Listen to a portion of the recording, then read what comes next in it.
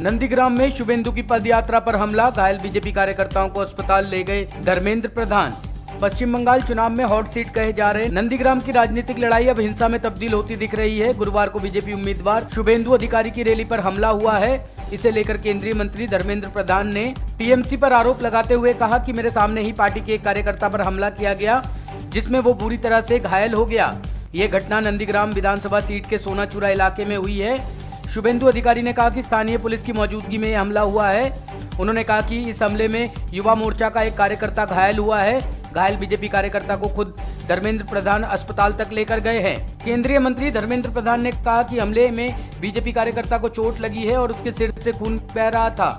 यही नहीं, उन्होंने कहा कि बीजेपी वर्कर को जब अस्पताल ले जाया गया तो वहां भी टीएमसी के गुंडे तैनात थे और लोगों को डरा रहे थे। पेट्रोलियम मंत्री धर्मेंद्र प्रधान ने कहा कि ममता दीदी को लोकतांत्रिक ढंग से चुनाव मैदान में उतरना चाहिए। आज शुभेंदु अधिकारी की पदयात्रा शुरू होने के बाद हमारे युवा मोर्चे के कार्यकर्ता पर हमला हुआ था।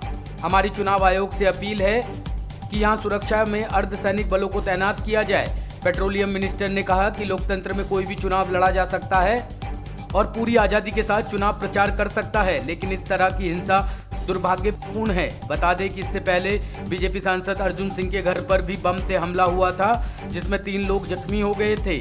उत्तर 24 परगना के भाटपाड़ा के जगदल इलाके में हुई इस घटना को लेकर अब भाजपा चुनाव आयोग जाने की तैयारी में है। बीजेपी के राष्ट्रीय उपाध्यक्ष मुकुल राय ने कहा कि भाजपा इस मामले को लेकर चुनाव आयोग जाएगी।